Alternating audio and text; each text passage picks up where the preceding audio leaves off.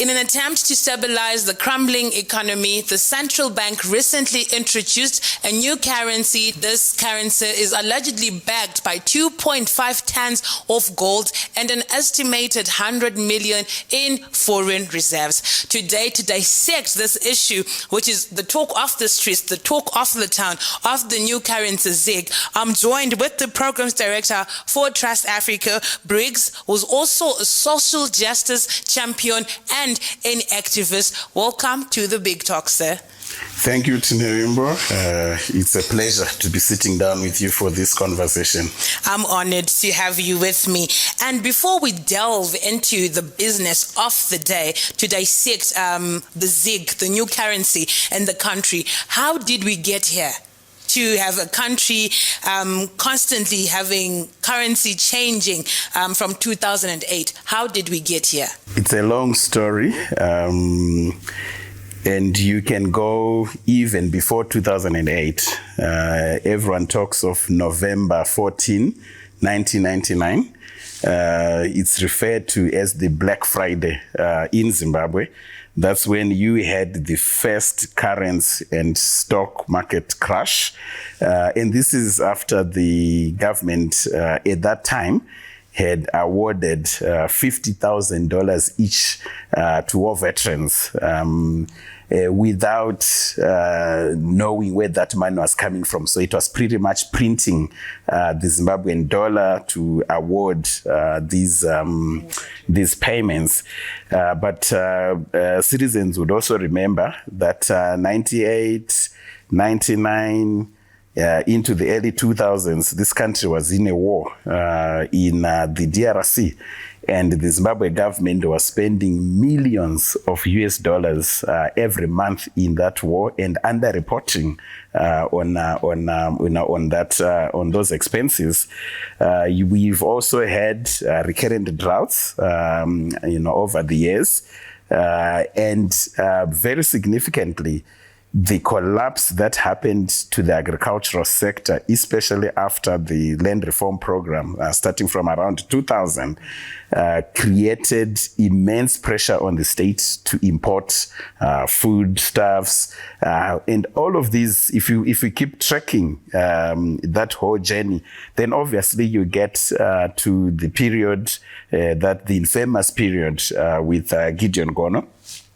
And economists like to use very obfuscating terms, if I may say, but he's known for what we called quasi-fiscal activities. And it basically meant that he was running the printing press at the Reserve Bank. He was just printing money, and obviously when you print money and you flood the money supply side, you are reducing the value of that money. You don't only get inflation, because a little bit of inflation is okay for any economy. You get hyperinflation, which is what we got in this country. November 2008, you now had inflation in this country being over 79 billion%. In fact, at the the very last moment when the government decides to dump the Zimbabwe dollar, inflation at that point had reached something like 8.9 sextillion%. Even these figures, these statements, these numbers stop to make sense. Sextillion is like 10 to the power of 22. And most of us will not understand what even that means. But it just means that your money has completely lost value. It's not even worth the paper that it's printed on. And that's what gave us the total collapse of the Zimbabwean dollar in 2008. But as you can trace, you had a modicum of stabilization post 2008, 2009, when the basket of multi-currencies was introduced. And obviously it coincided with the coming in of the inclusive government, Tendai Biti serving as the Minister of Finance at that time. And there was greater fiscal discipline, one could say, to the extent that you started to see a modicum of stabilization. But fast track 2014, we introduced the bond coin. You remember? The bond coin was introduced, and it was introduced just to assist citizens with change. 2016, it's the bond note, and we're told that the bond note was again just coming to smoothen the financial transactions. 2019, we introduced the RTGS, and we're told it's going to be 1:1 with the US dollar. So it's a long history. I think this is the 6th attempt of introducing a new currency in this country. Okay, thank you very much for that elaborate history of the time from when I was very young and could not remember money. All I knew was just pocket money would come, and there was the black $100 note at some point, coming from the $2 coin, from the $10 green note, the $5 pink, I think it was a pink and brown note, and now we can talk about the bearer's check, the traveler's check, being a trillionaire, being a millionaire in Zimbabwe. But you mentioned the era of Gideon Gono, where what he was simply doing was managing the press and not being the central bank governor. So why do you think that our government has introduced the Zimbabwe gold, which is backed by gold, although 2.5 tons is not really much to sustain an economy of over of between 16 to 18 million citizens? Could this be an admission of failure, or is the government trying to do the right thing by the citizens? I think it's consistent with the behavior we have seen over these many years from the state, where you put in place measures that do not address the fundamental reasons why you have inflation and hyperinflation and currency problems in the country. You, at one point, take off 3 zeros, you take off 6 zeros, you know, you are redenominating your currency. We went through all of that, and now we've, everything else that I spoke about before, but there's no clear attention to the reasons why the ZIM currency keeps losing value. And it's important for us to understand that the fundamental basis for a currency to get value is production in any economy. An economy needs to be productive. And when an economy is productive, you issue currency that corresponds to the value of goods and services in that economy. When the value of goods and services in your economy is increasing, there's every justification for you to actually increase your money supply as well. You will not create the kind of disruptions and chaos that we are seeing here. So a big problem that we have seen is money supply growth that is not corresponding to the growth in production and in terms of goods and services in the economy. So that's one thing. The second major thing, it's probably even the biggest thing for the ZIM situation, is this intangible thing called confidence. When you have attacked citizens the way that, and abused citizens the way that they've been attacked and abused in this country for this past 2 decades plus, and citizens have lost their savings, they have lost, anything of value, because people use money as a store of value. So they've lost that completely. It also means that citizens have lost confidence in the central governing authorities, particularly when it comes to them issuing currency or the currency that they issue.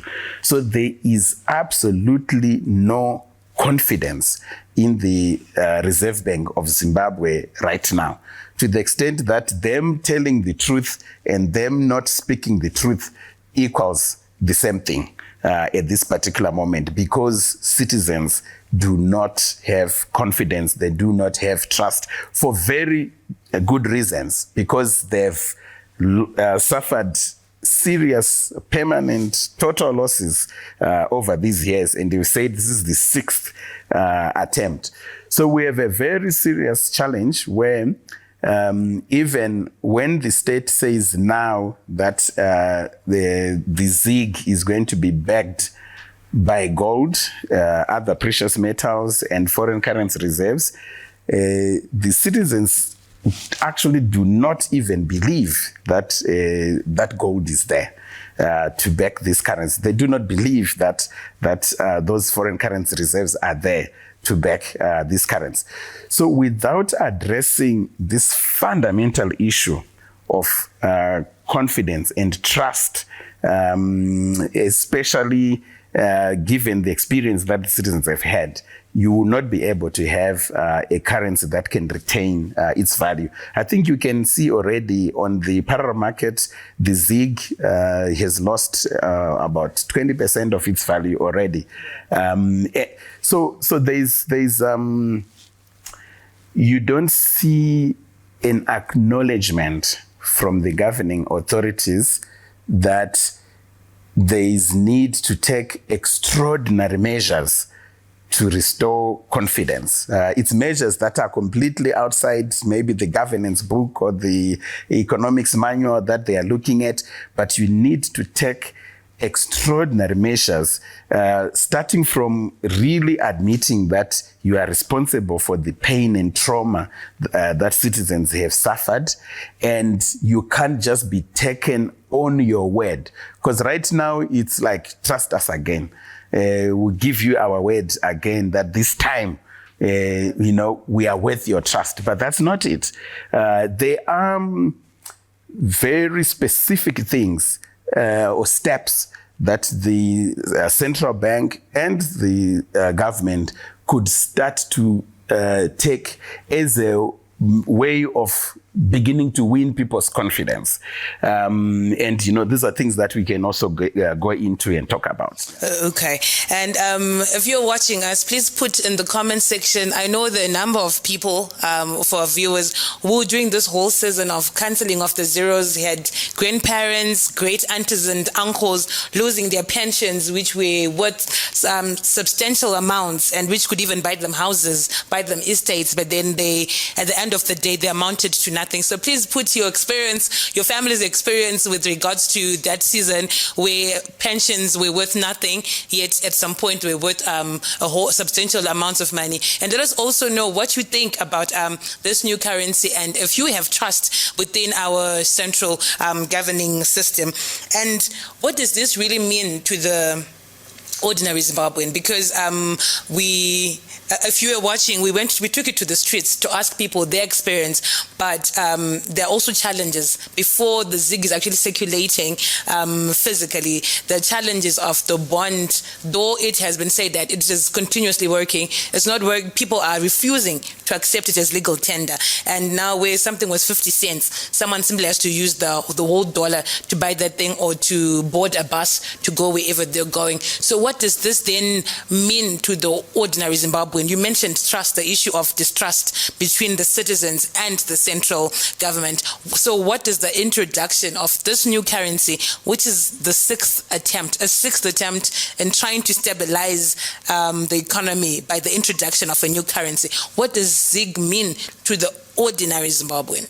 Well, there are two things that come from what you're saying. The first is that the transition from the old currency to this new currency has been poorly managed.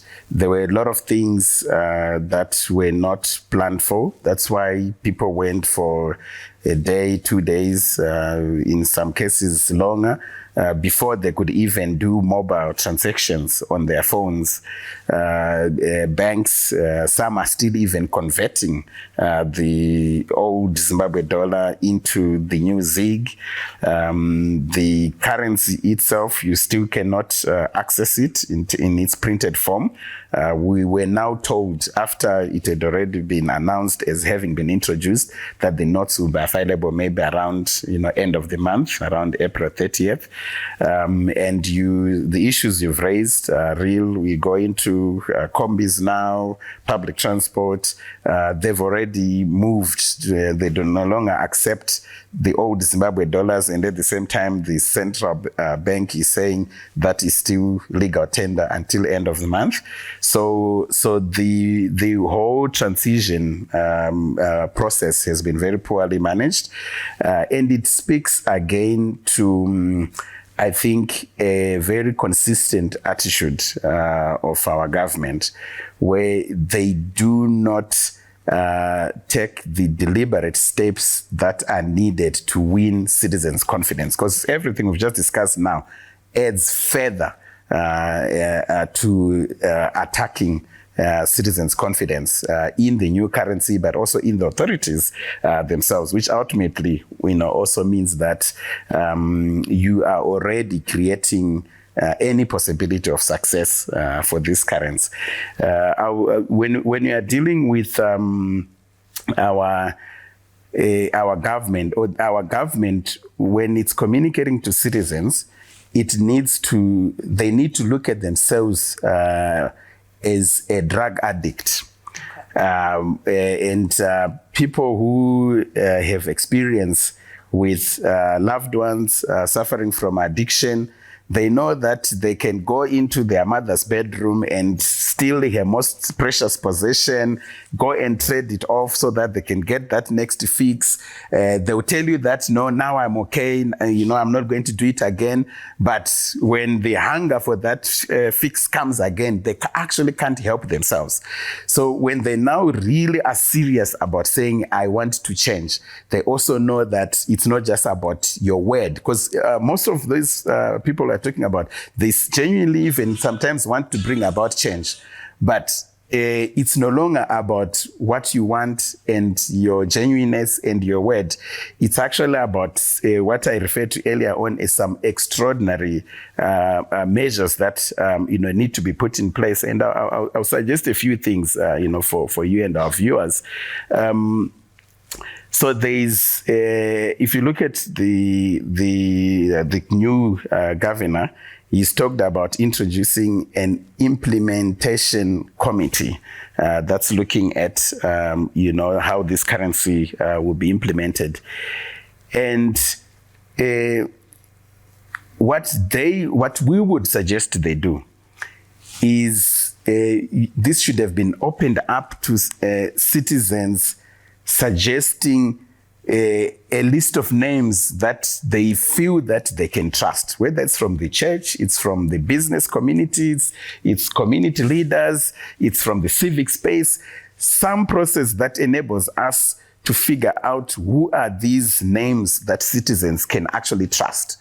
You can't create a committee that is appointed by an institution, an authority that citizens no longer trust, and you appoint it in the back rooms, and you say this is the one that's going to be overseeing the implementation of this currency. So you need to surrender your power and authority to constitute such committees so that they are now constituted by people that citizens absolutely have trust in. You can even do surveys, you can do open calls, you can get people who know how to tap into citizen sentiment and opinion so that we know with these 5 people, at least we can trust what they're looking at. Okay. Same thing as the monetary policy committee.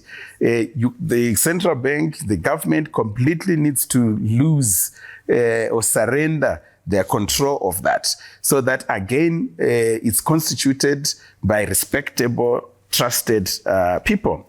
And I'll tell you another thing that the governor said he's going to do is that they said they will be open to being audited once per year to confirm that the gold that is backing this currency exists, the foreign currency reserves that are backing this currency exist, the other precious metals in the mix that are backing this currency exist.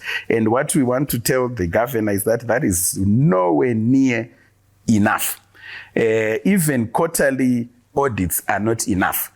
They need to come before the nation and say, and every other stakeholder, because we also have international investors, we have the business community, of everyone, and say we are open to on-the-spot audits so that you can come and confirm that what we are telling you is the truth. Here's the gold, here's the currency, here is this. So when I say you need to go to extraordinary lengths to win citizens' confidence. It's things like that. And the other thing that I'll put in that mix, which is really important, is compensation, restitution and compensation. Because every time the currency in this country has crashed, no one has been held accountable in terms of those who were in charge, who were in authority. And at the same time, the citizens who have suffered these losses, no one has had any meaningful compensation and restitution to them. So if the government was to commit to that, we will know that they know that in the future, if something like that is to happen again, there is a cost to be paid. So in terms of winning people's confidence, they haven't started trying. That's what we can say. No, thank you very much for those reviews. Hopefully, as we're having this conversation, these views will get to those in power, and maybe, just maybe, we were putting a little hope that they might be able to take them into consideration and maybe actually implement them and regain the trust of the ordinary citizens. Over the years, you mentioned during the unity government, where the economy seemed to stabilize, and there was the introduction of a multi-currency economy where people could trade even with the US dollars, the rand, and other currencies. Citizens have been lobbying after the failure and the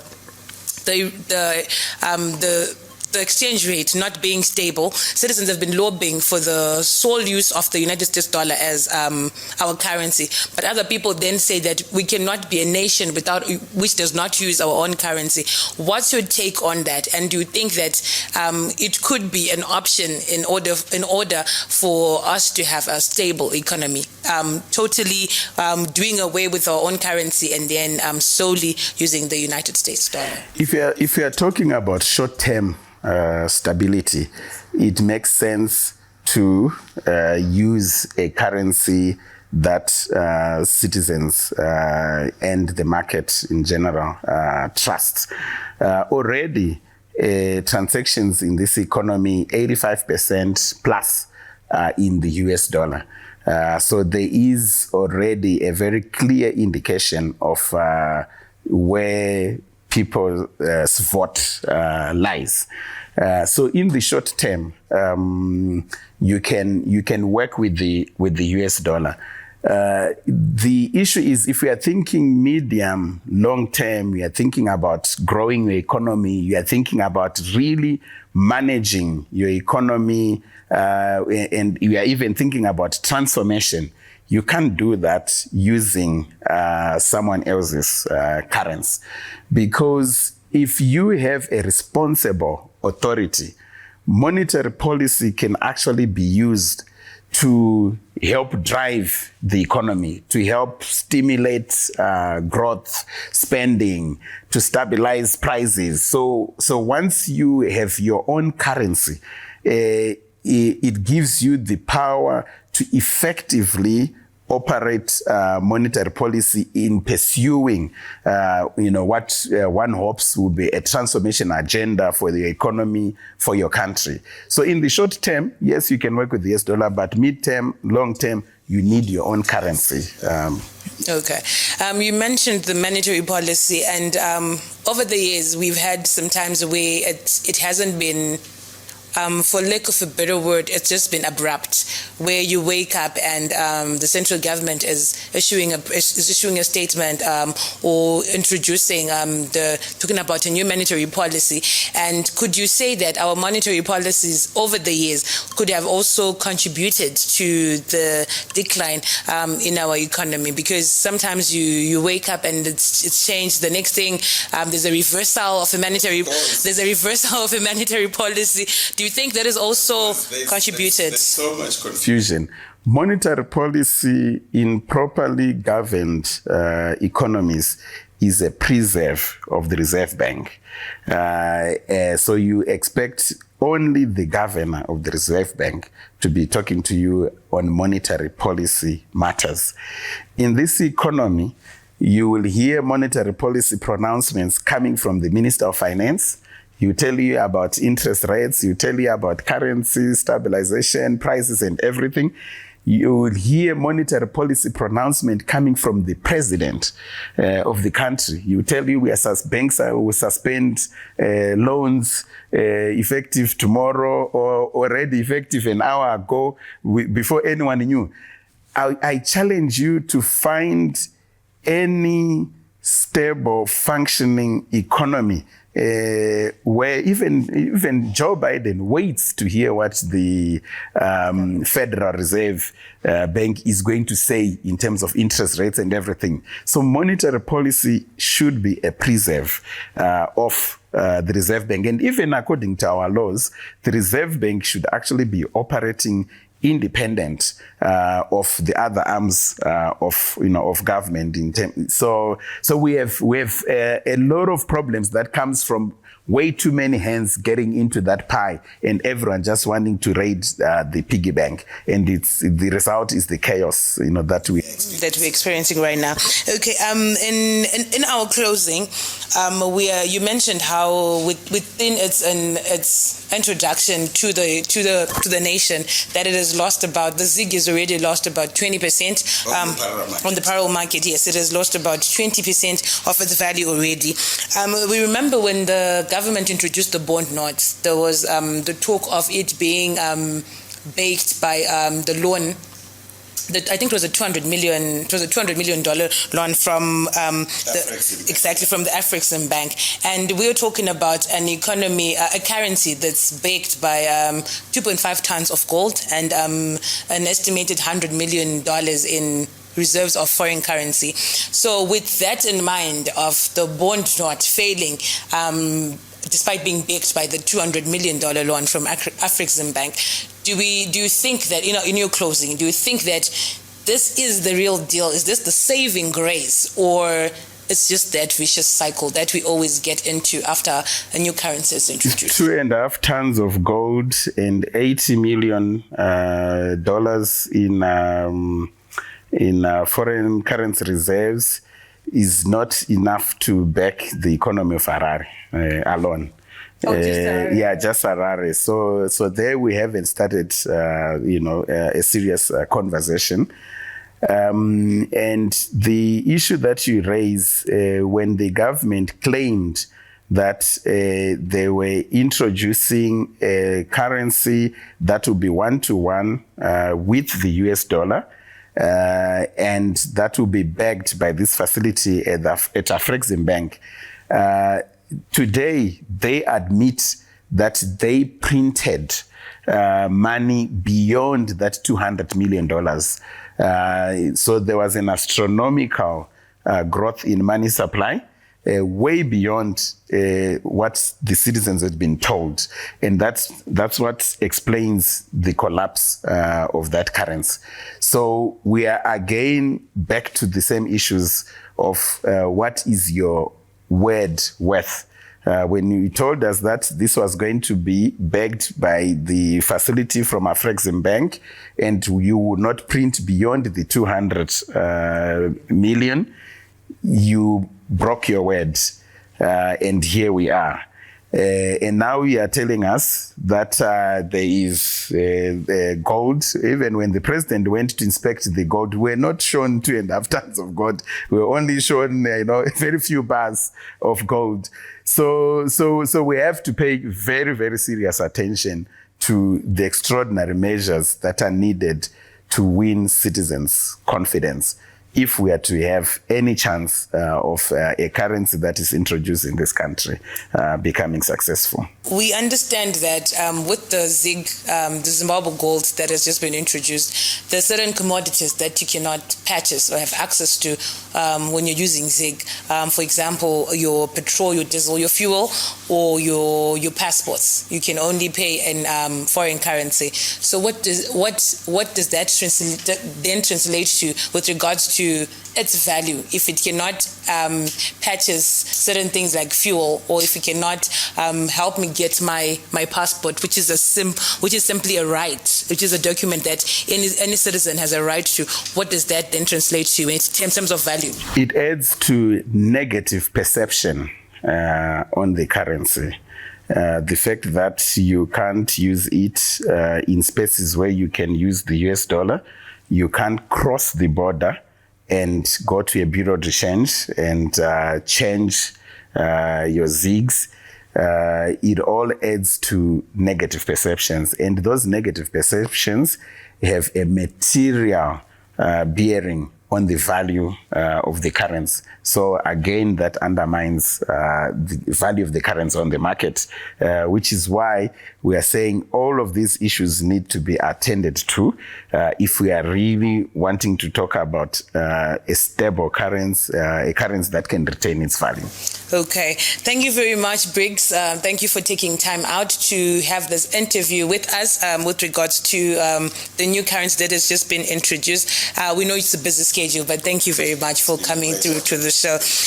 This was the programs director for Trust Africa, who was also a social justice champion and an activist, who was talking to us on the Big Talk with regards to the Zimbabwe gold, the new currency that was introduced by the central bank recently. And he was saying that there's distrust between the citizens and the central government. So for the citizens to have trust within the government, then there are certain things that they have to do, certain things that they need to implement so that they regain the trust of the citizens, and that so that the citizens at the end will also then have trust in the economy and the new currency. This was the Big Talk with myself, Marvelous Tineimbo Chibagidi, and today our guest was Briggs, who is the Programs Director for Trust Africa.